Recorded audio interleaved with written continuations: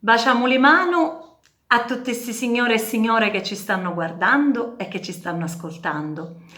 Oggi vi parlo a rere di linciuri, però oggi li spieghiamo in maniera più specifica. Alcuni di essi, non tutti ovviamente. Questa tradizione, come sappiamo, è antica. È antica. Poi dobbiamo anche dire, l'altra volta non è stato detto, che Anciuria serve alle volte per sopravvivere in un piccolo borgo. E poi ci dite, ma perché per sopravvivere? E certo, noi nei nostri paesi che cosa succede? Intanto abbiamo quasi tutti gli stessi nomi e cognomi. Quanti omonimi ci sono? Ci sono persone che hanno lo stesso nome e cognome, più di una decina. Con i San Filippo, Lococo, Balestreri, tutte Crisci, Zizzo, tutte queste famiglie hanno almeno 10 parenti di tutti con lo stesso nome. Quindi come si differenzia una persona dall'altra? Con l'anciuria. Quindi l'anciuria è fondamentale, diviene elemento fondamentale di distinzione. Quanti omonimi ci sono? Madre Santissima. Steinata, spieghiamo alcuni di essi, almeno ci proviamo. Statemi a sentire, il soprannome è, intanto lo dobbiamo precisare, un sostituto per il nome proprio di un familiare, di una persona, di un luogo o di una cosa. Ricordate la classificazione che abbiamo fatto la scorsa volta? La riprendiamo di nuovo, ripetiamo l'arriere. Allora, abbiamo la prima categoria. Vedremo la prima categoria. La prima categoria è chi dà rinciuri derivati dal luogo di origine. Vi ricordate a Bariota, a Messinese, a Giapanese, a Palermitana, a Sulantara, a Calabrisa, a Tedesca addirittura. Quindi capita. Allora, che cosa stai ad indicare? Il luogo di origine sottolinea l'estraneità della persona, questa è la cosa principale, ma alle volte capita di chiacchierare con la vicina di casa, e questo succede nei paesi, e si vuole indicare una del posto e si usa indicarla con il nome del paese di origine per distinguerla, che è straniera. Quindi si dice a Bariota mi resti sta cosa, a Tedesca mi resti sta altra cosa. Funziona così dalle nostre parti, ribaicuna a baicuna, ricordate voi, telefono senza filo. Andiamo avanti. Altri ancora più belli sono inciuri derivati dai mestieri. Inciuri derivati dai mestieri, andiamoli a vedere più, diciamo, di specifico. Vi ricordate il costuriere? Chi era il costuriere? Il costuriere era il sarto. Di solito era un maschio che cuciva i pantaloni. I cavus, come diciamo noi, e addirittura oltre a costuriere veniva chiamato capusunaro, quindi avevamo l'alternativa o costuriere o capusunaro, anche se o costuriere è più antica come formula. Un costuriere che faceva? Qual era il suo mestiere? Ti faceva scegliere la stoffa, tagliava e cuciva abiti su misura, perfetti, non c'era mai che dire. Cosa succede presso le sarte? Quando te va a fare tu una cosa nella saita, che cosa tali? Tali controlli i lavori come sono fatti, davanti e darriere, perché deve essere il lavoro pulito da entrambe le parti. E questi costurieri erano bravissimi. Poi avevamo i vaibieri perché venivano chiamati così. Se uno dei fratelli era barbiere o tuttore così, tutta la famiglia sui vaibieri, anche le sorelle diventano vaibieri. Automaticamente tutte diventano vaibieri. Poi avevamo un antico mestiere bellissimo, u cannelaro. Cannelaro, nel nostro paese ci sono circa 2 famiglie che vengono chiamati cannelari. Questi praticamente i loro nonni, uno più famoso Ridamuzzu, Rosario Cannelaro, e un marito razza cicciuzza. Lui praticamente cosa faceva? Faceva questo mestiere di notte e veniva fatto dai fiocinatori. Era molto diffuso nel Golfo di Palermo come tipo di pesca. E diciamo che cosa li accomuna queste famiglie? Non hanno parentela, li accomuna soltanto il lavoro e quindi si chiamano alla stessa maniera. Andiamo avanti. Poi nella nostra zona avevamo circa pure 2 famiglie che venivano chiamati i Quidara. Il cordaio generalmente chi era? Era colui che intrecciava la corda per strada con canapa e spaghi. Ci siamo, corde da noi non ho su paesi che tipo le corde le intrecciavano nella strada della via Solunto, le distendevano lungo tutta la strada e facevano le corde per la pesca. Nella nostra zona corde per la pesca, qualche corda per l'agricoltura, ma da noi si sa, di più era la pesca, l'attività in voga. Mettevano ste corde lungo la via Solunto e travagliavano. Ricordo mio zio buonanima, Mezzo Giovanni, che poi andò in America, anche lui faceva il cordaro, come anche il nonno di mio padre. Andiamo avanti. Altro mestiere. Che cosa facevano però questi cuidare? Si servivano di giovani ragazzi, di picciottietti. Questi avvolgevano una ruota e la giravano a mano. Giravano questa ruota e giravano le funi. Andiamo a un altro mestiere, a mammana. A mammana quera era l'ostetrica che assisteva e consigliava le donne gravide. Prima mica c'era che la femmina segnava ospedale. Chi si sentiva male doveva partorire e rimaneva a casa. Quindi veniva a mammana. Quindi uno della famiglia che faceva nel momento delle doglie andava di corsa a chiamare questa donna, che era un'ostetrica a tutti gli effetti, molto esperta. Andiamo avanti con i mestieri. Quindi poi c'era la famiglia, quindi non stiamo parlando dei mestieri, stiamo parlando dei inciuri che si rifanno agli antichi mestieri. Poi avevamo i nassaruoli che erano i pescatori con le nasse, venivano chiamati nassaruoli. Erano quelli che costruivano le nasse con il giunco. Anche questo un antico mestiere, che tuttora ce ne sono in paese soltanto 2 che fanno questo mestiere. Ne sono rimasti pochissimi.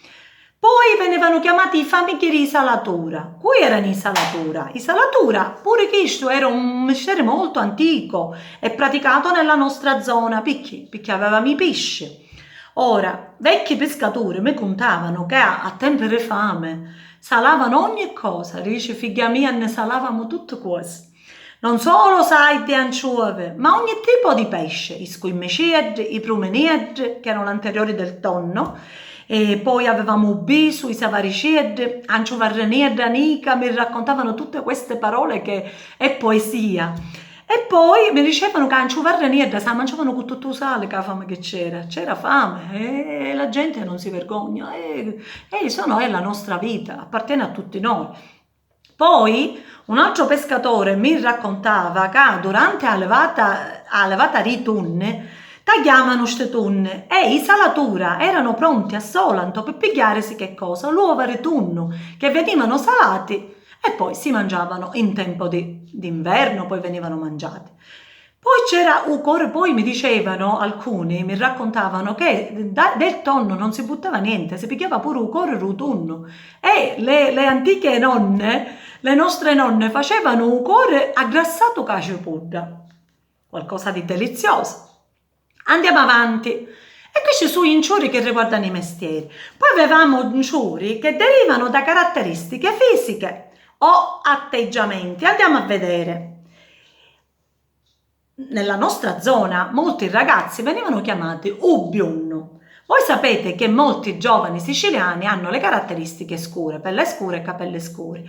Ma che cosa succede da noi? Che molti ragazzi andando al mare ogni giorno i capelli si schiariscono, quindi hanno tutti i capelli schiariti dal mare. Anche con gente con capelli scuri vengono schiariti dal sole. Usule, si mangia tutte cose, usule e usale, si dice da noi. Poi abbiamo un altro soprannome, univoro. Perché vengono chiamati univoro? Perché sono persone che hanno una carnagione più scura rispetto agli altri. Poi abbiamo un altro inciure, i cacauova. I cacauova erano le gallinelle. Di questo inciure addirittura ce ne parlava il P3. Troviamo una critica agli aristocratici e lui lì, gli aristocratici, i nobilicchi, li chiamava proprio i cacauova. Erano nobilicchi che ostentavano il potere con le classi più disagiate e lui proprio il P3 li chiama in questo modo. Come per dire gente che s'annacava, però alla fine non risolvevano i problemi con le classi più disagiate. Andiamo avanti, poi avevamo un immurutietru che indicava il gobbo, proprio la parola immurutu significa il gobbo, quindi per una caratteristica fisica di una persona veniva chiamato così. Poi avevamo gli ammule venivano chiamati quelli delle famiglie dove c'erano i gemelli e famiglie degli ammule ne abbiamo abbastanza a Porticello, almeno 3 famiglie vengono chiamati gli ammule, i gemelli, perché in famiglia hanno i gemelli.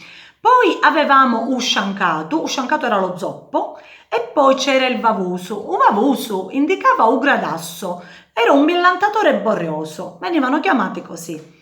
Poi c'era Occhi Rossi, caratteristica perché portava gli occhi, no portava, scusate, aveva gli occhi belli grossi, grandi. Poi avevamo i Killy Killy, che dicevo che le parole che si ripetevano si riferivano a persone che tartagliavano o comunemente balbettavano. Andiamo poi c'erano soprannomi vari che riguardavano anche il cibo, i cannuola, quindi i dolci, i caituoci, e poi un soprannome molto conosciuto dalle nostre parti era Ocurachiatta. Ocurachiatta perché veniva chiamato così? La coda piatta. Praticamente era in riferimento ad una parte della barca che era stata costruita con la coda piatta. Quindi diciamo la barca, il proprietario di questa barca venne chiamato in questo modo perché la barca difettava dalla parte della coda. Andiamo avanti, poi abbiamo vari soprannomi, varie inciurie, ne abbiamo di tutte le maniere, però ne stiamo spiegando oggi alcuni. Ovviamente non possiamo non parlare del nostro sindaco. Un nostro sindaco ha pure un suo soprannome, viene chiamato Utanu Ciacca. Sindaco, ma lei si è mai chiesto perché lei viene chiamato Utanu Ciacca? Andiamo ad analizzare questo soprannome. Utana Ciacca, che bene a dire? Voi sapete che prima, anticamente, si usava con sciummula, lo sapete, lo sapevate. La sciummula, tradotto in italiano, è la trottola. Fino a 40 anni fa era uno dei giochi maschili più comuni. Si tratta di una sfera di legno nella quale veniva inserito un pezzo di ferro appuntito, attorno al quale veniva attorcigliata una quindicedda. Ci siamo? Il gioco in che cosa consisteva? Consisteva nel tirare con forza sta sciummola, sta sfera di legno. Veniva tirata con forza. E Uzzutano Ciacca, un parente lontano del nostro sindaco, che cosa fece? Tirò a così forte sta sciummola che addirittura aveva la forza di spaccare le sciummole degli avversari. Queste sciummole però erano più consumate dal tempo, quindi lui riusciva a spaccarle. Quindi in siciliano si dice sciaccava, quindi sciaccava le strummole, cioè spaccava. Sciaccare viene dall'italiano, no, cioè spaccare. Ci siamo? Fu così che i compagni di gioco gli affibbiarono questo soprannome, Tanu Ciacca. Quindi, svelato il mistero, Salvatore. Infine, dobbiamo dire che l'anciuria, picciotti, ne accompagna per sempre. Noi facciamo sempre nella nostra tradizione, avremo sempre un soprannome. Tutti, non morirà mai questa usanza, nella buona e nella cattiva sorte. Questi soprannomi ci appartengono. A volte sono scomodi, lo sappiamo, alle volte crudeli, alle volte brutti, qualcuno se ne vergogna. Io direi però di non vergognarsi di un soprannome, perché un soprannome, l'ho detto sempre, fa parte della nostra tradizione antica. È ineluttabile, sembra che tale pratica si rinnovi da tempo immemorabile. Ci siamo? E siamo certi che continuerà ad esistere. Ci siamo? Indifferenti alle mutazioni sociali e culturali della nostra comunità. In questo mostra una duplice natura, democratica, sinceramente conservatrice. Cuccelave su tiene, cuccelave se ne ciccasse uno.